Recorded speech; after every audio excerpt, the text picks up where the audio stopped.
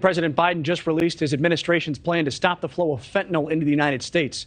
The DEA calling it the deadliest drug our nation has ever faced. Tom Dempsey joins us live with some of the details of that White House crackdown. Good morning, Tom. Hey, good morning, Mitch. Yeah, this morning, President Joe Biden continues to face all sorts of pressure to really crack down on the spread of fentanyl. So this new plan, publicly announced a short while ago, highlights the sale, production, and trafficking of the deadly drug. And it takes a particular focus on the southwestern border, as well as building a global alliance to fight the spread of fentanyl.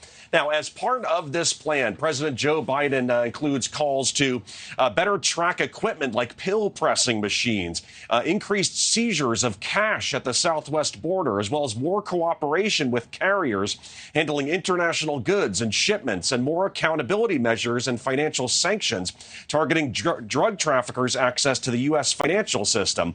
This all comes on the heels of lawmakers calling on the Biden administration to ratchet up pressure on Mexico to crack down on fentanyl trafficking. Just last month, the Department of Homeland Security launched Operation Blue Lotus to seize fentanyl along the border. And in its first week, the department says agents stopped over 900 pounds of the drug from coming into the U.S. But moving forward, if more isn't done, some Republicans even called for the U.S. military to get involved and to bomb Mexican cartel labs inside Mexico. But I want to work with you to shut down these labs. And the first problem we got to come to grips with is that the labs operate openly in Mexico, and you're doing nothing about it. They get the precursor drugs from China, and if you don't change your policies, we're going to have to take matters in our own hands.